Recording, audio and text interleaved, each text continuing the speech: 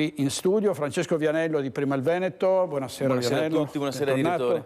Allora, Francesco Vianello, Prima il Veneto, diciamo, quei movimenti, è una galassia quella dei movimenti, diciamo, che sono più schierati sul fronte dell'indipendenza che dell'autonomia. No? In una fase così turbolenta, magmatica, ne potranno approfittare o no?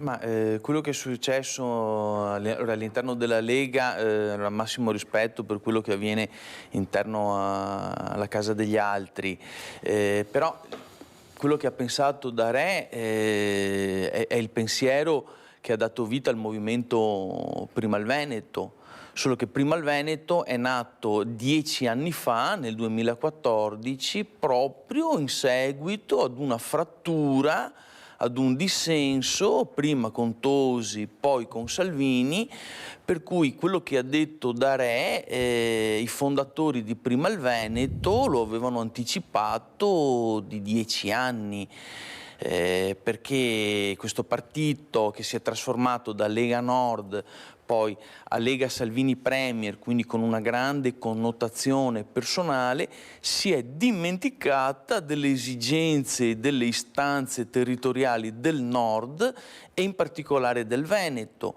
Adesso a poco questo partito sta cominciando a perdere pezzi, il dissenso aumenta, abbiamo visto quello che è successo in Sardegna, staremo a vedere adesso cosa succederà prima in Abruzzo e poi in Basilicata, quanti voti prenderà questa Lega Sud, questa Lega Attrazione Sud che piace tanto a Salvini e che piace veramente poco, ma poco qui in Veneto. Vedete come la gente invoca un ritorno alle origini, a quella purezza, a quel principio di indipendenza, quindi vicino al popolo veneto e alle istanze territoriali, che, ripeto, la Lega di Salvini sembra avere completamente dimenticato. Pertanto noi ribadiamo questo concetto, noi ci proponiamo all'elettorato, alla gente veneta, ribadendo che noi siamo rimasti fedeli e coerenti a quel principio di libertà e di autodeterminazione, okay, dell'indipendenza del Veneto. Noi siamo sempre rimasti in quel binario. Prima il Veneto non ha cambiato idea, prima il Veneto non si è trasformato, prima il Veneto è un movimento che rappresenta il territorio, noi ci definiamo quindi il sindacato del territorio e siamo rimasti sempre fedeli a quella linea ideologica.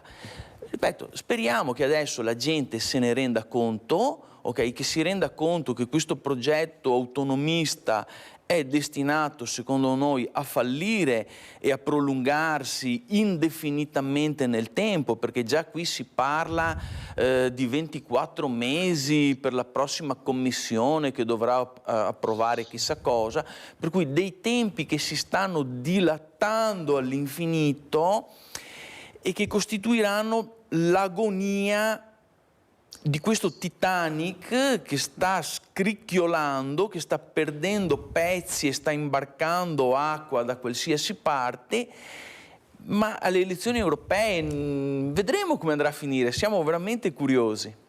Vianello? Sì, volevo dire rapidissimo, sul 8 marzo, festa della donna, volevo sensibilizzare l'opinione pubblica italiana e tutti i partiti sulla condizione tragica delle donne in Iran. Recentemente ho avuto il piacere di conoscere una donna, una persona che proviene da quel paese e mi ha dato la sua testimonianza diretta. Veramente io mi sento qui il dovere di lanciare un appello a tutta l'opinione pubblica civile del nostro paese per porre attenzione e capire che cosa sta succedendo alle donne, non solo alle donne ma anche agli uomini in quel paese. Stanno subendo delle torture e delle violazioni dei diritti umani pesantissime. Dobbiamo manifestare la nostra vicinanza alle donne dell'Iran. Grazie. Grazie a lei.